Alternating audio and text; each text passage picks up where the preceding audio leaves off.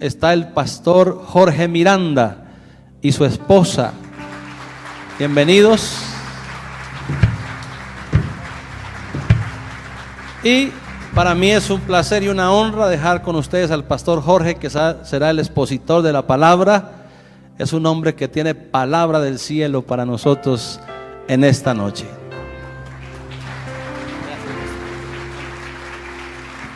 Gloria a Dios. Por favor, dele un abrazo al que tiene al lado, dele una sonrisa, dígale que gusto estar juntos, reunidos en adoración, en palabra. Gloria a Dios. Les saludo a cada uno de ustedes con la gracia y la paz de nuestro Señor y Salvador Jesucristo. Seguro que día con día esa gracia maravillosa que nos habita nos estará llevando de gloria en gloria y haciéndonos disfrutar de la dimensión de los cielos abiertos. Es un privilegio para mí el poder compartir esta noche con cada uno de ustedes. Gracias al pastor Néstor por la oportunidad, al pastor Ramón, que no está acá, pero fue quien me invitó a compartir con ustedes. Es un privilegio y una responsabilidad. Hoy más que nunca el Evangelio necesita ministros, líderes e iglesia docta, experta, perita en el Evangelio del Señor. Escuchamos a través de la televisión, a través de la prensa, los serios ataques que recibe el Evangelio y los principios divinos a través de nuevas leyes, nuevas reformas que las autoridades de muchas naciones del mundo están estableciendo a nombre de igualdad o de modernidad. Y que de pronto, no sé usted, pero creo que nosotros como iglesia, o es mi pensamiento como iglesia, tenemos gran parte de responsabilidad en aquello. Porque es nuestro deber iluminar aquello que está en tinieblas. Es nuestro deber influenciar en aquello que está en peligro o está corrompiéndose. Y cuando la iglesia entonces entra en un estado de pasividad o entra a convivir en ese ambiente, entonces evidentemente la sal corre el riesgo de perder su sabor. Y si la sal pierde el sabor, usted sabe cuál es la consecuencia terrible. Entonces, amados, hoy más que nunca creo que la iglesia de Jesucristo, pastores, apóstoles, evangelistas, ministros, líderes, iglesia en general, necesitamos profundamente tener una revelación profunda, clara, concisa, proféticamente exacta de la palabra del reino de los cielos. Les invito, vámonos a la carta de Pablo a los Efesios. Vamos a la carta de Pablo a los Efesios capítulo 3, versículos del número 7 en adelante. Yo voy a hacerlo en internacional, que es la que uso, pero seguro que no diferirá de la que usted esté usando, cualquiera que ésta sea. Dice la escritura, Efesios capítulo 3, versículo 7: de este evangelio llegué a ser servidor como regalo que Dios por su gracia me dio conforme a su poder eficaz. Aunque soy el más insignificante de todos los santos, recibí esta gracia de predicar a las naciones las incalculables riquezas de Cristo y de hacer entender a todos la realización del plan de Dios, el misterio que desde los tiempos eternos se mantuvo oculto en Dios, creador de todas las cosas. El fin de todo esto es que la sabiduría de Dios en toda su diversidad se dé a conocer ahora por medio de la iglesia a los poderes y autoridades en las regiones celestiales, conforme a su eterno propósito realizado en Cristo Jesús nuestro Señor. Amén. Dice el verso 7 de este evangelio. Cuando Pablo está hablando de este evangelio, Pablo está estableciendo una identidad sobre su ministerio, sobre su predicación, sobre su enseñanza. Y Pablo lo está haciendo porque la palabra evangelio ni era nueva para la cultura, ni era un término cristiano, ni era un término evangélico. La palabra evangelio, así como la palabra iglesia, datan de muchos tiempo antes de estar escritos o registrados en su escritura en esta etapa de la historia. La palabra evangelio es una buena noticia, una buena y nueva noticia dada por un rey, por una autoridad. Tal vez usted ha visto una película que cuando un rey emitía un decreto para que todo el reino lo obedezca, entonces él enviaba un heraldo.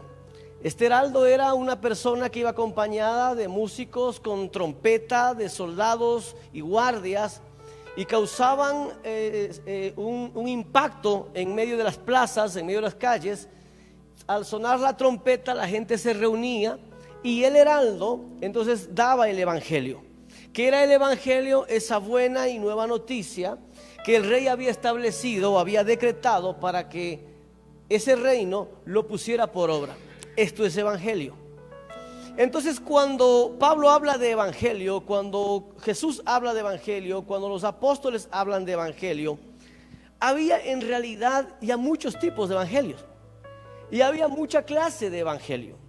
Y si usted lee un poco con detenimiento la escritura, usted se va a dar cuenta que aún en la enseñanza de la iglesia judía a la enseñanza de la iglesia de la gracia a través del pueblo gentil, hay una diferencia en la enseñanza. Muchas veces entre la iglesia judía y entre la iglesia gentil tuvieron algunos, llamémosle, debates necesarios. Recuerden ustedes, por ejemplo, en el libro de Gálatas, cuando el apóstol Pablo tiene que sentar un precedente a la iglesia gentil, porque la iglesia judía está pretendiendo judaizar a la iglesia de la gracia y está pretendiendo llevarle a la iglesia a obedecer y a cumplir ritos de la ley mosaica. Y este evangelio era defendido por Pedro. Recuerden ustedes que cuando el Señor le manda a Pedro una visión, ve descender un lienzo como una película, ¿no? Y hay animales impuros según la ley mosaica. Y Dios le habla a Pedro y le dice: Pedro, mata y come. Y Pedro tiene la osadía de decirle a Dios: no, Señor, porque en mi boca no ha entrado nunca nada impuro. Y por segunda y tercera ocasión Dios tiene que ponerle y dice: Pedro, mata y come, porque lo que yo he santificado tú no lo vas a llamar impuro. Evidentemente el Señor no estaba discutiendo con Pedro el tema de los alimentos. Lo que estaba haciéndole entender a Pedro es que en su cultura, en su concepto, había muchos obstáculos que le iban a impedir cumplir el cometido del evangelio. Tal es el caso que si usted sigue leyendo en el capítulo 10 de los Hechos, más adelante esta historia, Pedro llega a la casa de los gentiles después de haber sido que Dios le llamó y después de haber hecho un largo viaje, y llega y está reunido toda la familia, está una casa llena, y Pedro da un saludo bastante raro. Le dice: yo estoy aquí porque el Señor me ha hablado y me ha dicho que debo venir, aunque ustedes saben bien que yo como judío no puedo compartir la mesa con gentiles. Imagínense esa manera de arrancar la predicación del evangelio. Todavía en el pensamiento de Pedro, todavía en la cultura de Pedro, y aún todavía en el evangelio de Pedro, había algunos rasgos tradicionales, culturales, que de alguna o de otra manera estaban frenando el avance del evangelio. Entonces Dios levanta a Saulo de Tarso, Dios levanta a Pablo, y Pablo tiene una identidad mucho más clara en las barreras culturales, y es aquel que usted conoce perfectamente, que declara: todo lo que para mí fue ganancia, hoy lo tengo, como muchas traducciones difieren, pero la palabra original es como estiércol. Ahora, cuando él dice todo lo que yo he ganado, él hace un relato de todo lo que tenía y dice: yo, judío de cepa, en cuanto a lo que demanda la ley, perfecto. En cuanto al celo exagerado, les adelantaba mucho a mis contemporáneos. Pero todo esto que para él era una ventaja, él llega y dice: para mí ahora esto es basura, pérdida, estiércol. Indiscutiblemente el apóstol Pablo tenía una lectura mucho más puntual proféticamente en su tiempo. Por eso es que hoy lo encontramos ya en el capítulo de Efesios declarando este evangelio. Pablo tenía una clara identidad sobre cuál era el evangelio que el Señor le había enviado a predicar. Creo que hoy seguimos debatiéndonos un poco sobre cuál evangelio predicamos. Y es interesante entonces que podamos llegar, como dice el capítulo 4 de Efesios, a la unidad de la fe, a la unidad del conocimiento, a la unidad del espíritu. Porque entonces solo en la unidad del conocimiento, de la fe y del espíritu vamos a tener un evangelio que presentarle al mundo, un evangelio que presentarle a la sociedad, un evangelio que presentarle a las autoridades, un evangelio que presentarle a la familia. Necesitamos tener claridad en cuál es el evangelio en el cual nosotros creemos, en el cual nosotros levantamos nuestra voz. Si usted me acompaña ahí en el capítulo 3 de Efesios, que es lo que estamos leyendo, dice el versículo número 9: y de hacer entender a todos la realización del plan de Dios. Yo creo que es necesario hoy, más que nunca, aunque siempre ha sido necesario, pero creo que hoy más que nunca, que la iglesia desarrolle una mente escolar. La iglesia necesita desarrollar una mente escolar y no solamente un estado emocional.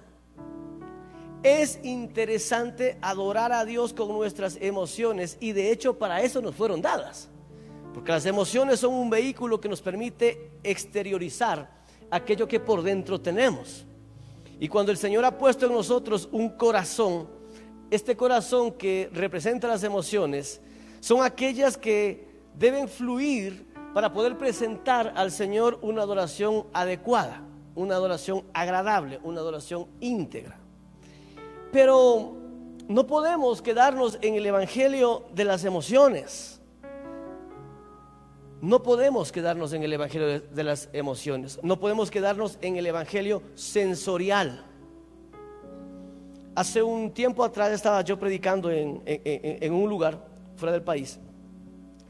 Y como era cambio de horario, yo llegué una hora antes del servicio, porque estaba en Estados Unidos y de un estado a otro estado cambia la hora. Entonces yo llegué a la supuesta hora de la predicación, pero resulta que llegué una hora antes.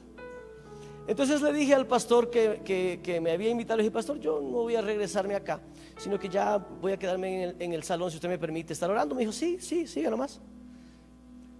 Intentaba orar, pero los músicos estaban ensayando con el sonidista y había una saturación en el bajo. Entonces, por curioso, me acerqué al sonidista y le dije: amado, a mi criterio, perdóname si estoy mal, pero a mi criterio, ¿no crees que hay una saturación demasiadamente exagerada en el bajo? Y él me dijo: sí, por supuesto, sí hay, claro. Y yo me quedé extrañado con esa respuesta. Le dije: ¿y por qué? No, me dijo: pastor, lo que pasa es que cuando se satura el bajo, hay una vibración en las entrañas de las personas. Y esa vibración en las entrañas de las personas genera una emoción. Y entra entonces un ambiente de euforia, hay un ambiente de gozo. Sí. Y me senté, no opine más. Pero fue cierto. Empezaba a llegar la gente con las banderas y con los pañuelos y con todos los ademanes. Y vi algo raro. Entraban con un pañuelo, entraban con un montón de cosas, pero no entraban con Biblia. Yo dije: bueno, seguramente tienen en el iPad, en el celular, está bien, porque incluso yo tengo en el celular más que nada. No hay nada de malo en eso, para mí, desde luego. Pero no. Resulta que fue una hora de baile y una hora de sandunga, ofrendas, y otra hora de baile y otra hora de sandungas, y la gente se emocionó. Pasamos 1 hora 45 bailando, danzando, emocionado. La gente saltó, lloró, se quebrantó, perdónenme la expresión, se revolcó, se volvió a parar. Cuando terminó todo eso, dijo el pastor: bueno, amado, vamos a orar para irnos a la casa.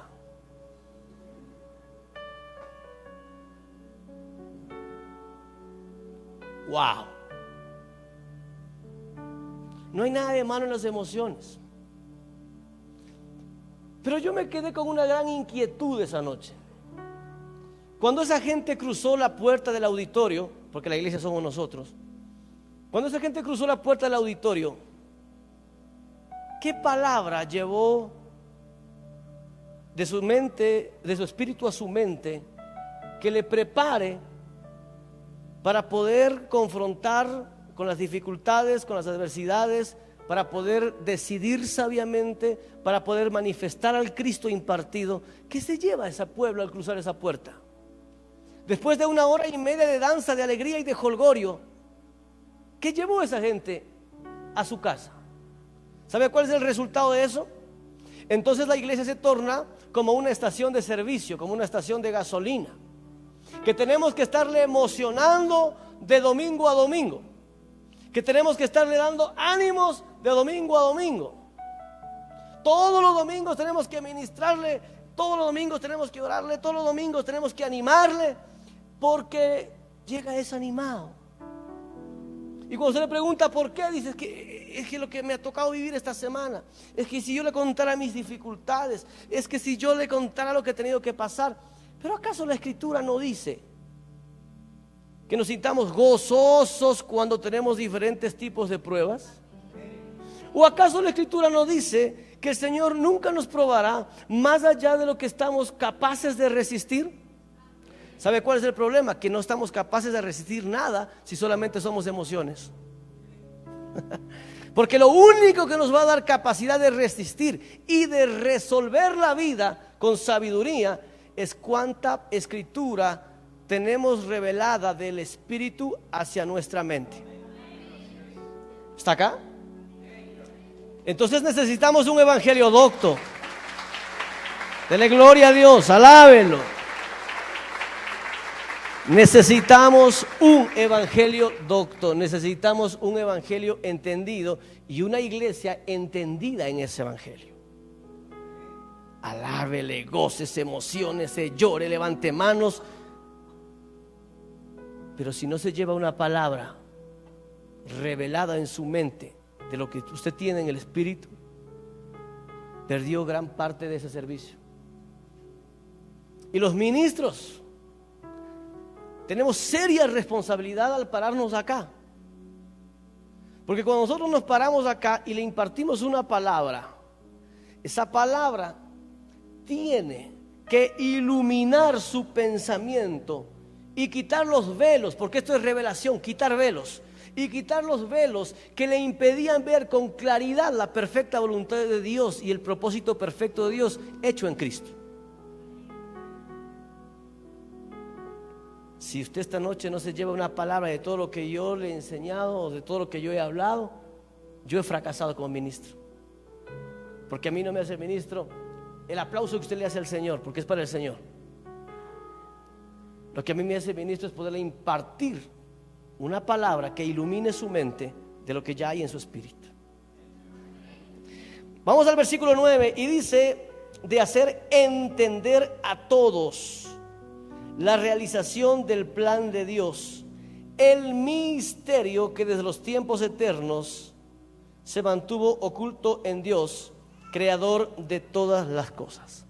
Entonces el evangelio que Pablo predica es un misterio. Ahora, interesante entender que esta palabra misterio difiere bastante de lo que nosotros entendemos un poco como misterio. Para nosotros misterio es algo un poco tenebroso, es algo un poco oculto, es un poco, miedoso, por utilizar el término. Pero la palabra misterio literalmente lo que significa es una verdad oculta, una verdad encriptada, una verdad que no se le ha permitido entender o decodificar a cualquiera. Esto es misterio. Con esto quiero decirle entonces que el evangelio es una verdad que está codificada, una verdad que está encriptada u ocultada a los ojos de los simples. Tóquele al de al lado y dígale: tú no seas simple. Dígale: tú no seas simple. Ahora el otro respóndale: yo no soy simple. Con convicción dígale: yo no soy simple. El evangelio está oculto a los simples.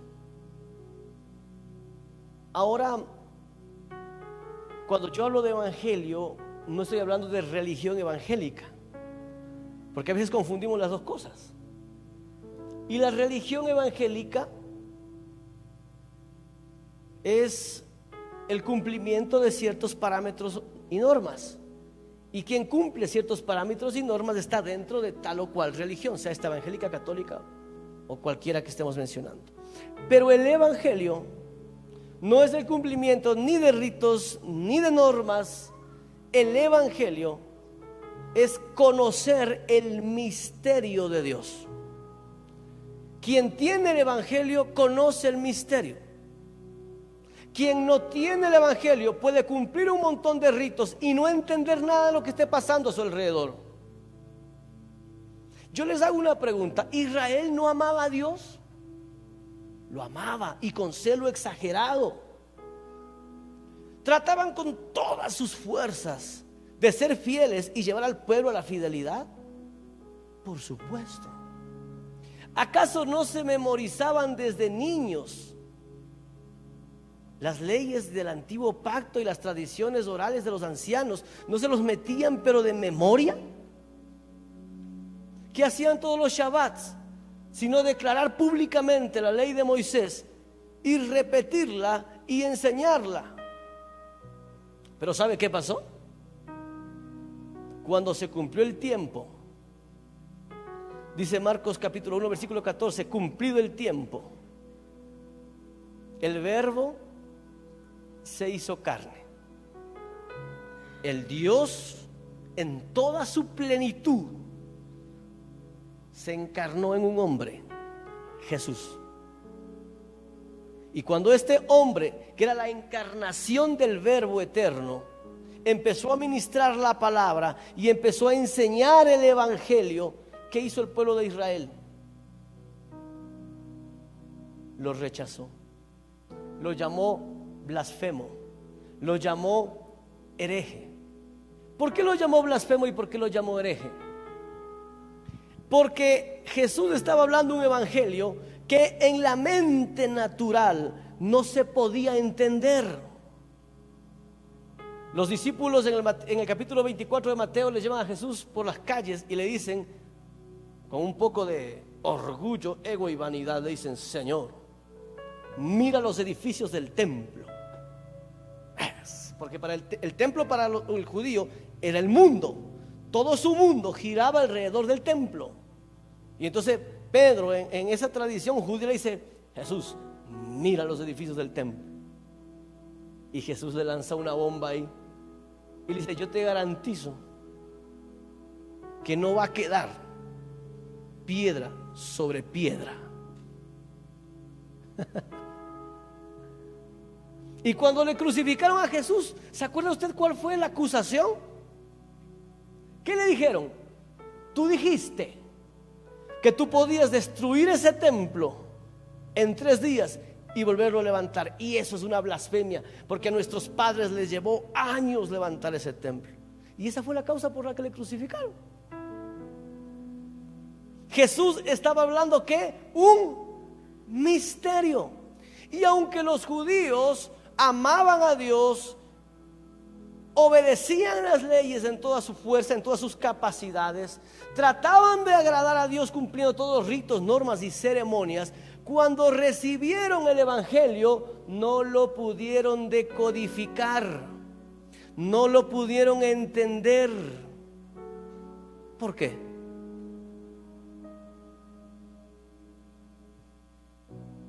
Porque no era el tiempo.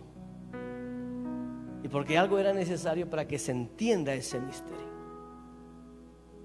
Amados hermanos, hoy podemos tener una Biblia en nuestras manos, podemos tener un bonito auditorio, podemos asistir a todos los cultos, eventos y reuniones, podemos alegrarnos y emocionarnos, y si no tenemos revelación del evangelio, corremos el riesgo de estar llamando falso a lo genuino.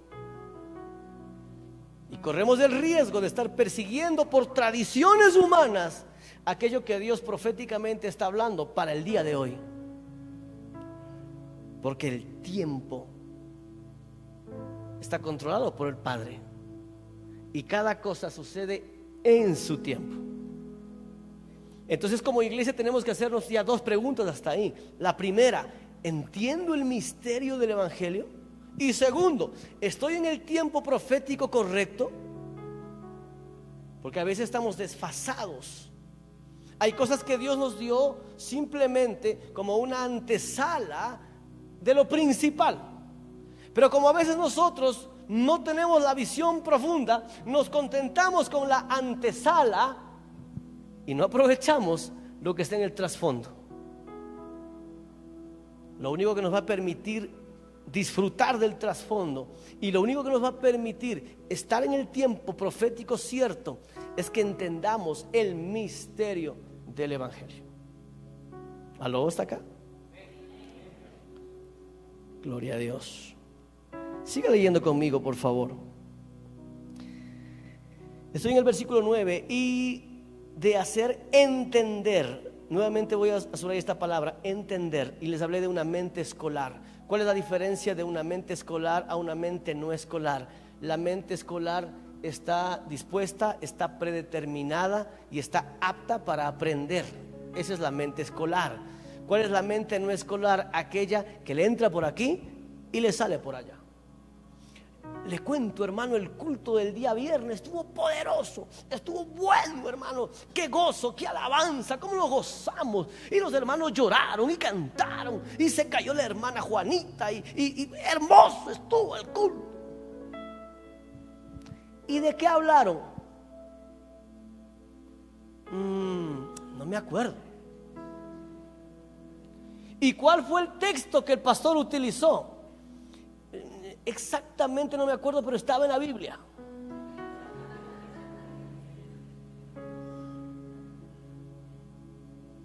Esa es una mente no escolar. La mente escolar es aquella que está predeterminada, apta para aprender. Y entonces el ministro que Dios pone delante tiene que estar preparado para enseñar. Porque aquí es como en la economía, existe oferta y demanda. Si existe un pueblo que demanda aprendizaje, va a determinar un ministro que imparta enseñanza. Si vamos a tener un pueblo que lo único que demande es emociones, vamos a tener adelante un ayo que nos anime, pero que no nos instruya. ¿Aló? Así que esta es una corresponsabilidad, ministros, iglesia. El apóstol Pablo tenía claro que el misterio es algo que tiene que llevarle a la iglesia a hacer entender. Ahora, perdóname que yo le diga esto. Entender conlleva una alta medida del uso de su capacidad de inteligencia, análisis y meditación. Cuando un ministro le da una palabra en este lugar, es como cuando usted prende en la televisión a Mariaca enseñándole a hacer el plato fuerte. ¿No es cierto? Usted prende la televisión para cualquiera de las que ahora cocine y en 20 minutos le presenta el plato perfecto y listo y hermoso y usted dice: wow, voy a hacer ese plato, hoy día voy a hacer ese plato. Coge su auto, se va al Supermaxi y cuando usted coge el carrito para hacer las compras, dijo: ¿y qué ingredientes eran? La pregunta: ¿le saldrá el plato? No. Primero tenía que anotar los ingredientes. Luego, una vez que coge los ingredientes y se pone en la preparación, le hago una pregunta: ¿a la primera le saldrá igualito? No. Va a tener que cocinarlo por una segunda y por una tercera ocasión, meditando dónde estuvo la falla, que aquí le faltó un gramito de no sé qué, que aquí le faltó una hierbita de no sé cómo, hasta que en la segunda o tercera ocasión el plato estará como se lo presentaron.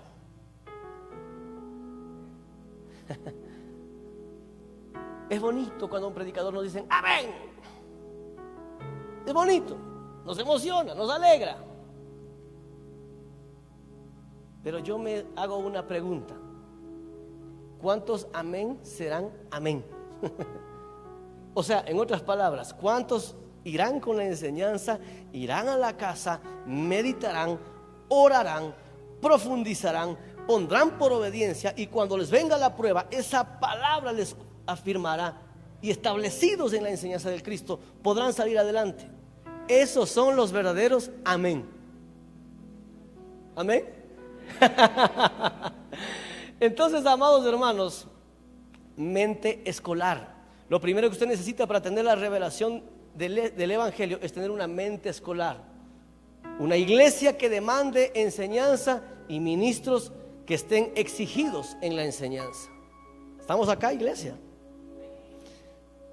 Por eso lo importante de una escuela bíblica. Dice el versículo número 10, avancemos. Ya estoy acabando la introducción. Dice el 10. El fin de todo esto, el fin del evangelio, el fin de este misterio, la razón de ser, el fin de todo esto es que la sabiduría de Dios en toda su diversidad se dé a conocer ahora por medio de la iglesia. Aquí hay mucho que cortar y el tiempo no me lo da, pero déjenme sacarle dos cositas nada más. La sabiduría de Dios. La sabiduría de Dios es perfecta, es plena, no tiene fallas, no experimenta, no camina en el por si acaso. La sabiduría de Dios es exacta, perfecta, concreta, precisa.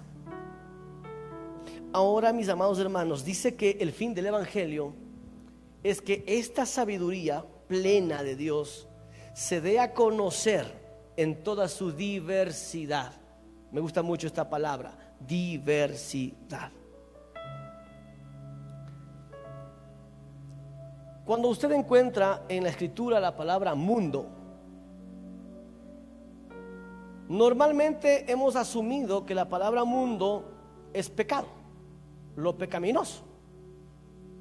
El mundo, no tengas amistad con el mundo, se refiere a que no vaya a los desfiles, no baile en la discoteca, no tome, no fume, no se drogue, no tenga amistad con el mundo.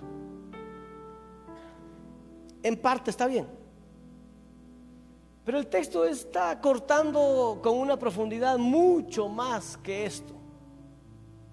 La palabra mundos viene de la palabra cosmos, y la palabra cosmos son sistemas que administran o sistemas que gobiernan. Nuestra sociedad, nuestro mundo, nuestro cosmos tiene áreas o pilares que la gobiernan. Uno, educación. La educación es un pilar en la sociedad que gobierna la nación. Por eso es que todos los gobiernos de las naciones se preocupan en invertir, pero más que invertir, en implantar sus formas de entendimiento. Mire qué chistoso en nuestro país para los que somos ecuatorianos. Sacaron el estudio de la cívica, sacaron el estudio de la lógica, sacaron el estudio de la ética y establecieron un estudio acerca del socialismo.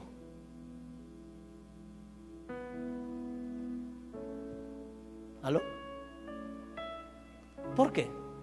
Porque a los gobiernos les interesa impartirse o inmiscuirse o introducirse en la enseñanza, porque la enseñanza es un pilar que sostiene y administra esta sociedad. ¿Estamos acá? Entonces empiezo a tomarnos un examen, usted y yo como iglesia, cuánto estamos influyendo con la sabiduría de Dios en la educación de nuestra sociedad. Con todo el respeto, ¿usted cree que las universidades están capacitando, por ejemplo, médicos para descubrir el cura o la cura? Para descubrir la cura al cáncer, a la diabetes. ¿Usted cree que las universidades están formando profesionales para descubrir la cura a esto? No. Lo que están haciendo es preparando profesionales para que cuando vaya alguien con diabetes, ellos sepan qué medicamentos darle a tomar. Cuando va un enfermo con cáncer, ellos están entrenados para saber con qué químicos impartirle la radio o la quimioterapia. ¿Usted ha visto de repente cuando va a su doctor que un señor o una chica muy guapa, un señor muy elegante con un tremendo portafolio entra a la oficina del doctor? ¿Lo ha visto usted? Ese es el visitador médico. Entonces el visitador médico le dice: ¿sabe qué, señor doctor? Mire, le estamos visitando el laboratorio tal y queremos que usted a sus pacientes le administre esta medicación. Si usted le ministra esta medicación, nosotros vamos a reconocer su espíritu de colaboración con nosotros y vamos a ayudarle y vamos a reconocerle financieramente su ayuda. Nuestras universidades no están preparando médicos para inventar la cura y la sanidad de lo que aflige la sociedad. Están capacitando profesionales para continuar una empresa, hablando de la medicina, una empresa farmacéutica poderosa y millonaria que sostiene emporios económicos que gobiernan sociedades. ¿Aló? La política es del diablo, pastor. No, la política es ahí ni meterse. Iglesia y política no se juntan. ¿Quién dijo? Según el Evangelio de cuál. Porque según el Evangelio de la Escritura, ¿no? ¿Cuál es nuestra función como iglesia? Reyes y sacerdotes. ¿Cuál es la primera? Reyes. ¿Y cuál es la atribución y la responsabilidad prioritaria de un rey? Gobernar. Así que ¿de dónde salió el tonto concepto de que iglesia y política no se llevan? No, pero pastor, salió de la buena voluntad de alguien que dijo que mejor no se meta porque se va a corromper, y si se corrompe nos va a hacer pasar por vergüenza. Entonces, para que no se corrompe, no nos pase por vergüenza, mejor no se meta.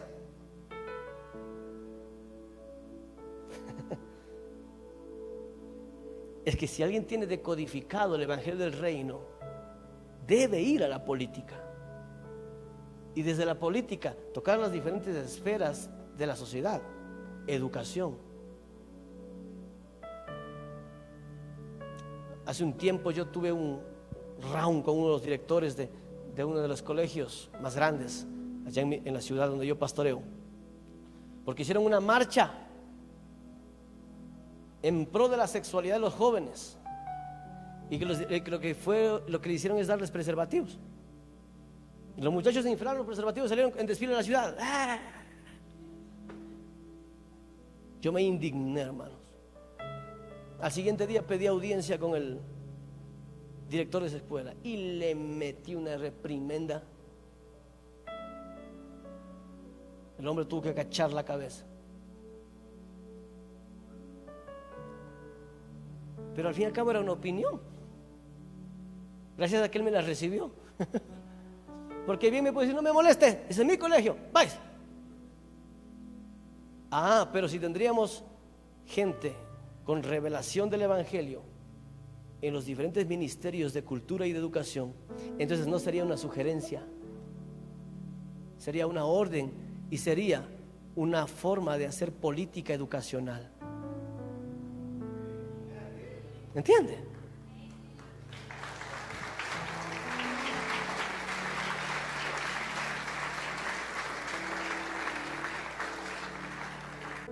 Siga conmigo, por favor.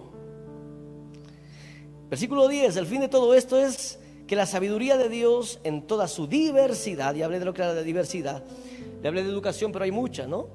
Educación, economía, medicina, arquitectura, política, artes, deportes, todo esto son pilares de la sociedad. Y nos pasa a todos. ¿Cuántos de ustedes están viendo las noticias y cuántos están viendo el mundial? Yo mismo me hice la pregunta hoy, porque estaba emocionado viendo el partido y digo, uy, ya como una semana que no veo noticias. Claro, porque justo coincide con el mundial. ¿Usted sabía que los deportes gobiernan sociedades y mueven imperios? Qué interesante, ¿no? Que una iglesia adopta, influencia y administre el deporte, las artes. Pero nos enseñaron un evangelio un poco diferente. Ni te metas porque te contaminas. No vayas a la cancha porque ahí hay puro hijo del diablo, te vas a contaminar. Guárdate. Vaya a la cancha, juegue, hágase amigo, gane su confianza, muestre la diferencia en su estilo de vida y empiece a decodificarle el misterio del reino, a ver si el Señor lo quiere salvar. Fácil.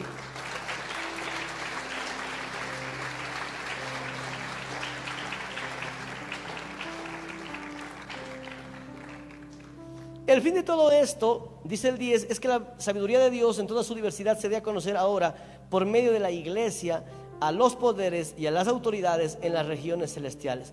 ¿Cuál es su tarea y la mía como iglesia? No se limita a hacer cultos. Nuestra actividad no se limita a hacer cultos. Nuestra actividad no se limita a encantar al Señor. Es parte, sí, pero no se limita a esto. Nuestra actividad prioritaria como iglesia es ir a las autoridades, a los gobiernos, a la sociedad, a los principados, a las potestades y hacerles entender el plan de Dios. Esa es nuestra tarea. Ahora, usted no puede llegar a improvisar. Usted no puede llegar, perdóneme, babeando sin saber qué es lo que va a decir. Usted tiene que ser claro, tiene que ser concreto, tiene que ser preciso. Y para eso usted primero necesita entender y usted primero necesita desarrollar una mente escolar para decodificar el misterio. Versículo 11, y ahora sí estoy por la media prédica. Versículo 11 dice: conforme a su eterno propósito realizado en Cristo Jesús nuestro Señor. Dos cosas que resaltar aquí rápidamente. Uno, que es un plan eterno. Es un plan eterno. No es que hubo plan A y plan B. Como falló Adán, pues mandemos a Jesús. No, Jesús, el Padre eterno es perfecto, Él no se equivoca. Y Jesús no fue el plan B de un plan A de Adán fallido. No. Todo esto formó parte de un solo eterno propósito. Porque a veces queremos que Jesús es el plan B al fracaso del plan A que fue Adán. Entonces, como falló Adán, pues mandemos a Jesús. No es así. Ya había un plan y un propósito eterno. ¿Qué significa eterno? Desde siempre y hasta siempre. Ahora dice el texto que este misterio estuvo oculto, que pasó oculto este misterio por las generaciones y que la gente no lo comprendió, no lo entendió. Mueva su Biblia a Colosenses 1. Rapidito. Quiero solamente no dejarle con la intriga.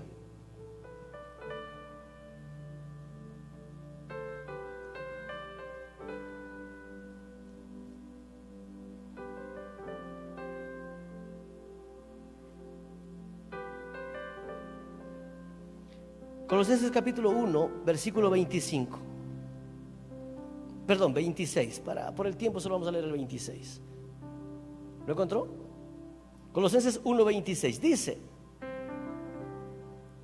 anunciando el misterio que se ha mantenido oculto por los siglos y generaciones, pero que ahora se ha manifestado a sus santos. Estuvo oculto por siglos, por generaciones, pero este misterio ya está o ya fue revelado a sus santos, a sus hijos, a su iglesia. ¿Cuál es ese misterio? Versículo 27.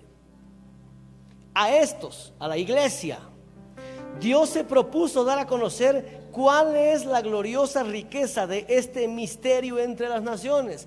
Este misterio tiene una riqueza infinita. ¿Cuál es ese misterio? Quiero que lo lea. ¿Cuál es ese misterio? Cristo, ¿en dónde? En nosotros. Cristo en su vida es el misterio revelado, es el perfecto plan de Dios cumplido, el Cristo en nosotros. Ese es el misterio.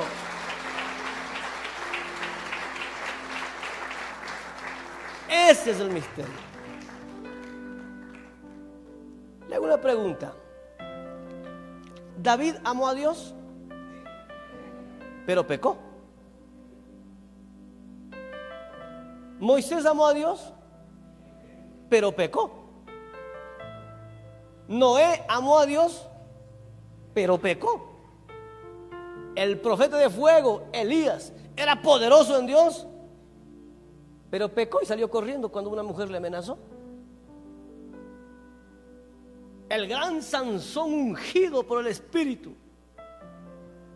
cumplió el propósito para el cual fue ungido, sí, destruyó a los filisteos, pero pecó, sí, murió ciego.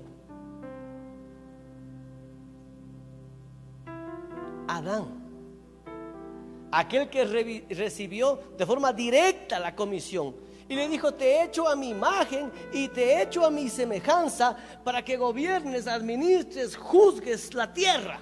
Él recibió el propósito desde el inicio. ¿Pecó? Sí. Los judíos hablábamos de ellos. ¿Amaban a Dios? Sí. ¿Pero pecaron? Sí. Dios sabía que el hombre iba a fallar en el huerto. Dios sabía. No sé si ustedes le han hecho esa pregunta, porque a veces nos quieren hacer preguntas capciosas para ver si caemos, ¿no? Nos preguntan: ¿Dios sabe todo? Y usted dice: claro, Dios sabe todo. Y entonces, si sabía todo, ¿por qué le puso a Adán para que peque? Si sabía que iba a pecar. Ay, cierto. Y se queda en un problema, porque si dice no sabía, entonces está afectando a la omnisciencia del Señor. Y si dice sí sabía, entonces no sabe responder, ¿para qué lo puso?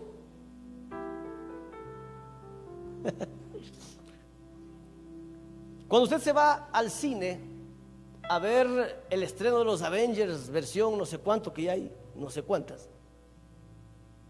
usted se sienta en la butaca, y cuando se sienta usted en la butaca, la pregunta es: ¿usted ya conoce cómo va a acabar esa película? No, usted va a tener que pasarse 2 horas viendo todo un desarrollo, un punto cúspide, una etapa soberana de la película y su desarrollo. Usted va a ver todo esto durante 1.5 horas, ¿no es cierto?, de la película. Pero el que escribió la película, ¿se la sabe o no se la sabe? Claro, él no necesita ir a gastarse 2 horas en el cine, porque él la escribió. Usted, que no lo escribió, tiene que sentarse a ver el desarrollo de la película. Pero quien lo escribió no necesita ir al cine, él la escribió. Dios sabía que Adán iba a fallar, sí. Sí, por supuesto. Y junto al pecado de Adán estaba el Cristo. Usted se encontraba al Cristo en el Génesis. Ahí está. ¿Qué hizo Adán? Se inventó la religión. Adán falla, y en vez de pedirle perdón al Señor, dice: el Señor, pero me la jalé, perdóname, no fue mi culpa. Algo, pues, no, se escondió de la presencia de Dios y se confeccionó un bikini, el primer bikini. No fue Victoria's Secret, fue Adán.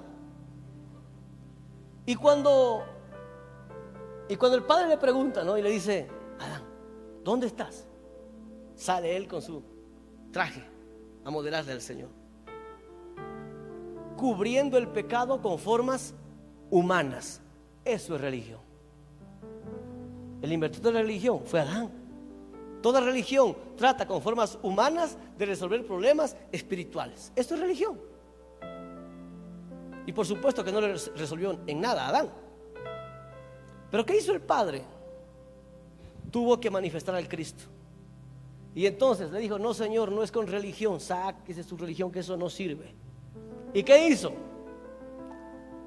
Cogió un animal inocente y derramó su sangre, y con la piel de ese animal cubrió la desnudez del pecado. ¿A quién estaba presentando el Padre desde Adán? Al Cristo. El Cristo no fue el plan B. Estaba desde el principio, y el hombre iba a fallar, y el Padre sabía que iba a fallar, y era necesario que falle. ¿Para qué? Para que el hombre entienda que si no es Cristo en él, el hombre es incapaz. ¿Entendió? Ahí estaba el Cristo.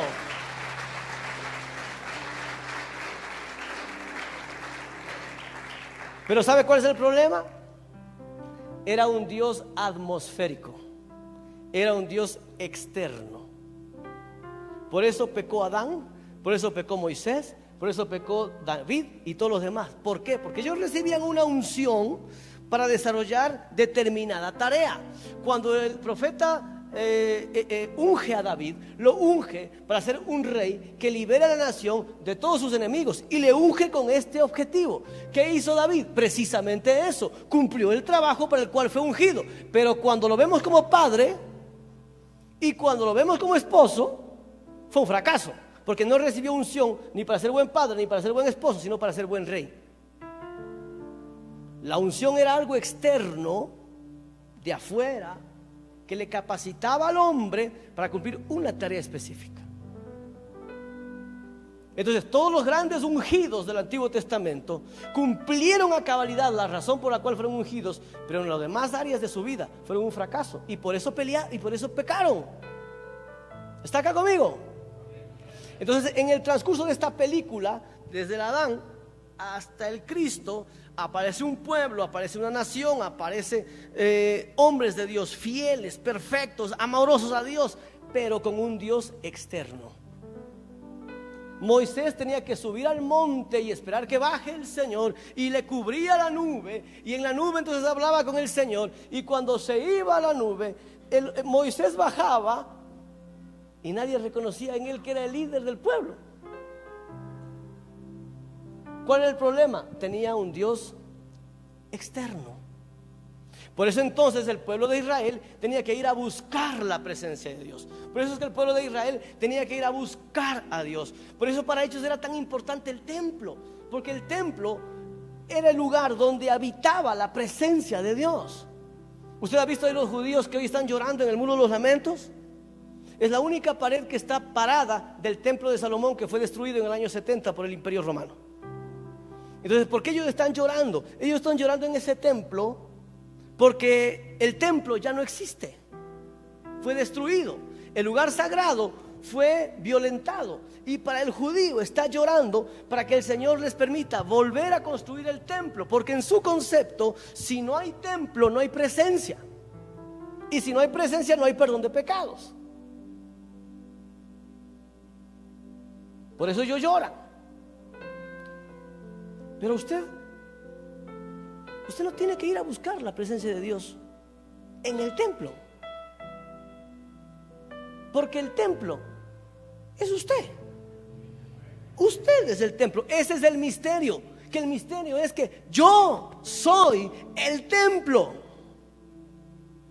y yo no voy a buscar, no, Cristo en vosotros.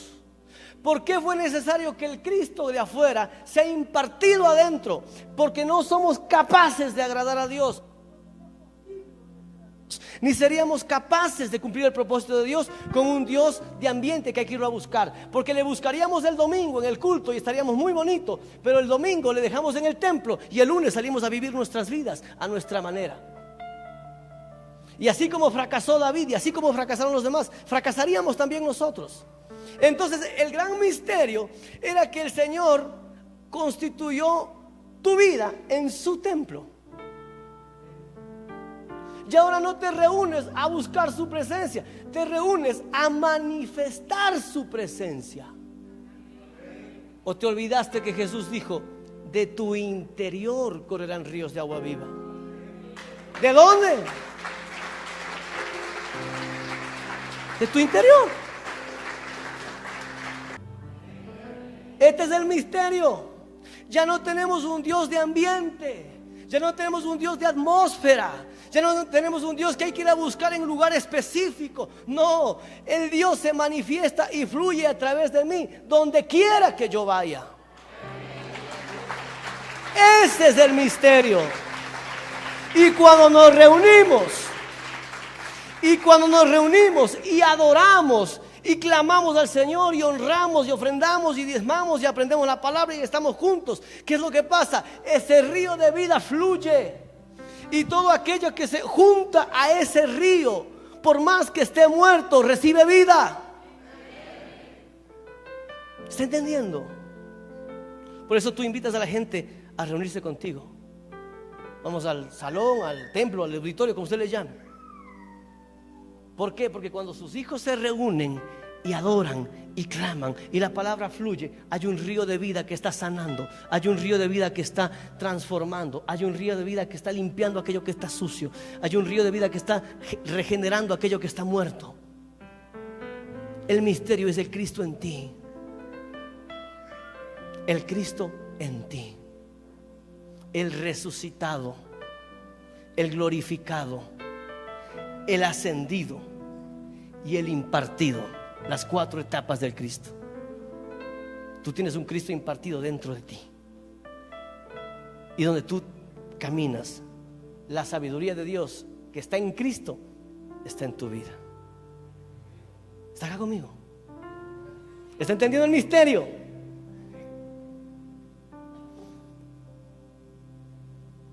En tu espíritu, dice el apóstol Pablo, estás completo. ¿Qué te falta? Nada. Porque la plenitud de Dios, Efesios capítulo 2, léalo en su casa. Porque la plenitud de Dios en toda su forma habita en forma corporal en Cristo. Y Él, que es la cabeza de la iglesia, lo ha entregado ¿a quién? A nosotros. Y esa plenitud completa del Espíritu habita ahora en nuestro espíritu. ¿Cuál es la tarea? Y con esto me voy, porque están cansados y yo tengo hambre, y cuando ya me da hambre ya no predico. ¿Cuál es? ¿Cuál es la tarea gloriosa del Espíritu en nosotros? ¿Qué revelación? ¿Sabes cuál es el problema? Nosotros tenemos algo que se llama alma. El apóstol Pablo dice: miserable de mí, el bien que quiero hacer no hago, y lo que no quiero hacer, eso termino haciendo. ¿Sabe de qué estaba hablando Pablo? Del alma. Usted tiene algo que se llama alma. El alma tiene 3 elementos, se lo voy a decir así rapidito. 1, pensamientos. El mundo de los pensamientos, el mundo de la mente está en su alma. 2, emociones. Las emociones están en su alma. 3, la voluntad. Todo lo que usted hace, lo hace a través de lo que usted entiende y de lo que usted siente. Los psicólogos a esto le llaman la inteligencia emocional. Entonces usted actúa no de forma libre. Ay, no, yo tengo un libre albedrío. No, usted actúa determinado por lo que hay en sus pensamientos y en sus emociones. ¿Por qué al colombiano, aquí tengo el pastor que es colombiano, por qué al colombiano le gusta la arepa? ¿Y por qué al ecuatoriano le gusta el pan? ¿Por qué a los de Quito nos gusta el pan? ¿Y por qué al de la costa le gusta la yuca? El verde. No, es que a mí me gusta. Sí, pero ¿por qué? No sé, pero me gusta. No hay no sé. Desde muy pequeño tú fuiste instruido, acostumbrado, adaptado a un tipo de alimentación. Y dentro de tu pensamiento y dentro de tus emociones desarrollaste un apego a ese alimento. A la hora de elegir, tú eliges por aquello que tienes apego.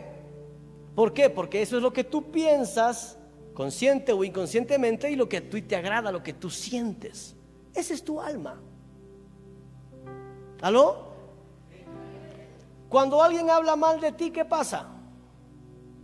Va a tu alma y empieza por el pensamiento. ¿Cómo fue que dijo eso? Siendo mi amigo, tanto que yo le ayudé, le apoyé en esto. Y empieza tu mente a pensar, ¿no? Ay, mira lo que dijo. ¿Se queda ahí? No se queda ahí. ¿A dónde va? Va al corazón y empieza a suministrar tristeza, rabia, melancolía, tal vez ira, tal vez deseos de venganza. Mira cómo no se quedó en la mente, ya se fue al corazón. Pero para mala suerte, ese día saliste a la calle y te lo encontraste. ¿Cómo vas y le saludas? Oh, mi hermano, ¿cómo? Desgraciado este sí. Cambió tu actitud. ¿Por qué cambió tu actitud? Porque tu mente fue impactada por un pensamiento y tu corazón fue gobernado por una emoción. Eso se llama, amigos míos, alma. En el Espíritu habita Cristo. En el Espíritu estamos completos. En el Espíritu no nos falta nada.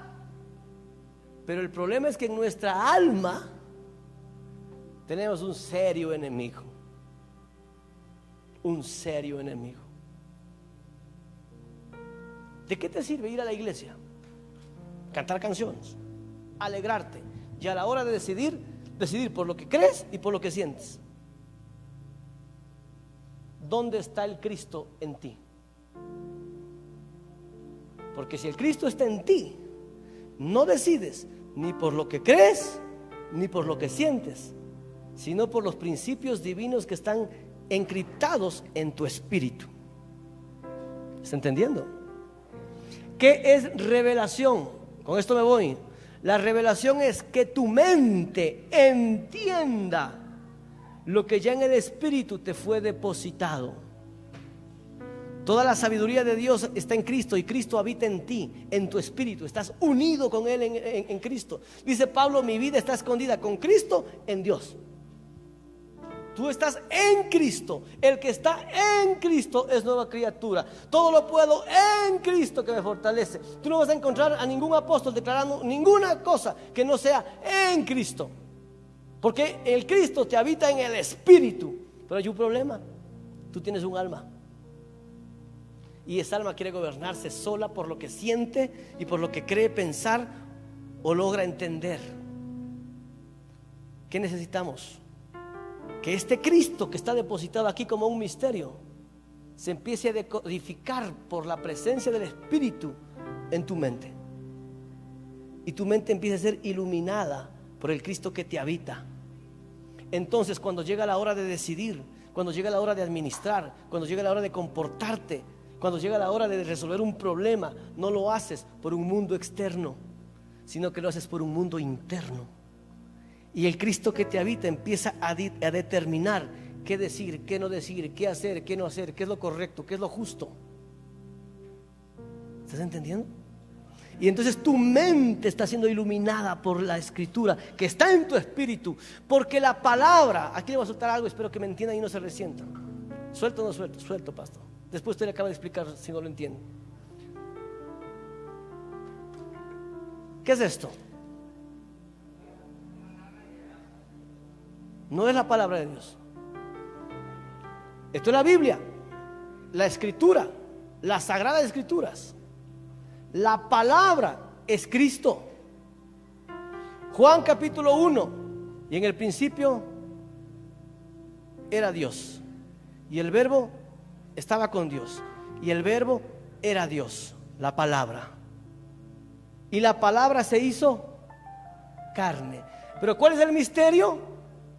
Que esa palabra ahora, ¿dónde está? En ti, Cristo en nosotros. ¿Dónde habita la palabra? En ti habita la palabra. ¿En qué área? En tu espíritu. ¿Para qué el Señor nos dejó las Sagradas Escrituras?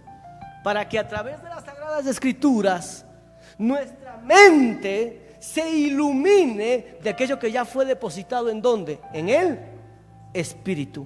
Cristo en nosotros, la esperanza de gloria. Alábale, adórale, exáltale. Pero esta sagrada escritura, esta gloriosa escritura, tiene que ser, como dijo David, una lámpara que ilumine tu entendimiento, para que tu mente y tu corazón sean iluminados por la palabra que te habita. ¿En dónde? En el espíritu. Por eso es que en el espíritu estás completo. ¿Entendió el evangelio? Desarrolle ese evangelio. Use la escritura para que alumbre su entendimiento, para que lo perfecto de Dios que te habita sea transportado a tu mente, tu corazón y tus actos, para que tu alma sea regenerada y tu cuerpo solamente sea la expresión gloriosa del Cristo que te habita. Ese es el propósito eterno de este misterio llamado evangelio. No lo viva como una religión, no lo viva como una tradición, no lo viva como una obligación. Vívale como lo que es: el misterio que estuvo oculto, pero que nos ha sido revelado y que nos habita para llevarnos a la manifestación gloriosa de los hijos de Dios. Esta generación, esta tierra necesita esa manifestación de los hijos de Dios. No necesita la manifestación de una religión, no necesita la manifestación de un religioso más. Necesita un hijo sabio y entendido que con la sabiduría de Dios pueda influenciar en las diversas formas de gobierno de nuestra sociedad, de nuestra casa y de nuestra vida. Ese es el misterio. Ese es el misterio. Así en familia, eso, cójase las manos.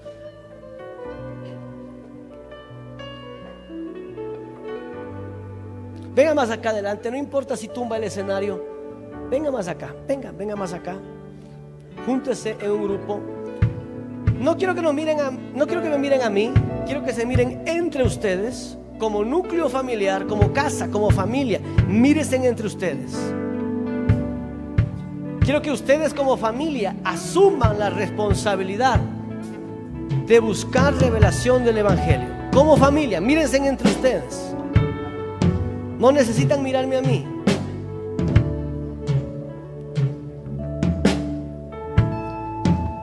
Aleluya. Mi pastor, los pastores, no sé si me ayudan orando. Mejor si bajamos. Mejor si bajamos. No se preocupe que los pastores van a llegar a usted. Usted reúnase en el núcleo familiar. No nos mire a nosotros. Nosotros hacemos nuestra tarea, usted haga la suya. Gloria a Dios. Gloria a Dios, aleluya. Oh, bendito sea tu nombre, mi Rey. Oh, aleluya.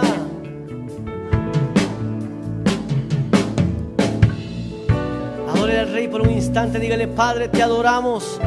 Te damos infinitas gracias, mi Señor, por habernos regalado tu Espíritu. Te damos infinitas gracias por habitar en nosotros. Te adoramos, dígale al Padre, te damos gloria y honor, porque hoy vives, habitas en tu templo que soy yo. Adórele al Rey, dígale: Padre, en el nombre de Cristo Jesús, te damos gracias, te honramos, Espíritu maravilloso, porque nos habitas. No miraste, Señor, nuestras fallas, no miraste nuestros pecados, no miraste que estamos muertos, Señor, en delitos, sino que te plació, Señor, derramar la sangre en la cruz del Calvario y regalarnos de tu perdón. Hoy, Señor, nos apropiamos de ese perdón. Aprópiese de ese perdón. Dígale: Señor, yo sé que pagaste mis culpas, Señor, en la cruz del Calvario. Dice la Escritura en el libro de Colosenses que toda la deuda fue cancelada, que todas aquellas justas demandas de la ley se cumplieron en la vida de Cristo, y aún las potestades y los principados fueron avergonzados públicamente, desarmados y despojados. Y ahora usted está unido en el Espíritu a Cristo Jesús. Así que adórele, dígale: gracias, Señor, por tu vida, gracias por tu Espíritu que me habita, gracias por tu Espíritu viviendo en mí. Señor de la gloria, no hay palabras para darte gracias, no hay palabras para exaltarte, Señor, por el misterio del Evangelio, el Cristo viviendo en nosotros. Gracias, maravilloso Rey, porque a ti te plació para este tiempo revelarnos el misterio. A ti te plació en este momento hacernos entender, hacernos comprender, Señor, cuál es la altura, cuál es la anchura, cuál es la profundidad, cuál es tu propósito eterno, para que lo podamos vivir. Padre, en el nombre de Jesús, oro por nuestros pensamientos. Que cada pensamiento de cada familia, de cada padre, de cada esposa, se sujete a la vida del Espíritu. Que todo criterio humano, que toda tradición humana, que toda cultura ancestral, Señor, sucumba y ceda ante la total sabiduría del Espíritu. Que el hombre sea la cabeza de su hogar, así como Cristo es la cabeza de la iglesia, muriendo por ella, sacrificándose por ella. Levanta esposos que tengan el entendimiento espiritual de saber que modelan al Cristo en sus hogares, que tienen que dar la vida por sus esposas, que tienen que dar la vida por sus hijos. todo pensamiento de tradición, de machismo, caiga por tierra ahora en el nombre de Cristo Jesús, y se levante una nueva generación de familias empoderadas, Señor, del entendimiento pleno de la gracia. Oramos por las esposas. La mujer sabia edifica la casa, levanta esposas, levanta mujeres gobernadas por el Espíritu de Dios. Señor, sana los corazones lastimados, sana los corazones heridos, sana los corazones ofendidos. Palabras que lastimaron, palabras que hirieron en el pasado, palabras que dejaron una huella, que establecieron una marca. Por la vida del Espíritu, por el Cristo que nos habita, hoy declaramos sanidad emocional sobre todos aquellos sentimientos que han estado deteniendo, que han estado ralentizando, que han estado, Señor, dañando la vida conyugal, la vida familiar. Por la acción del Espíritu Santo se van sanando dolencias, se van sanando heridas, se van sanando recuerdos dolorosos del pasado, sensaciones de pérdida, baja autoestima. Hoy, por la vida del Cristo, el misterio que ilumina el pensamiento, todo pensamiento se ilumina ahora por la acción del Espíritu.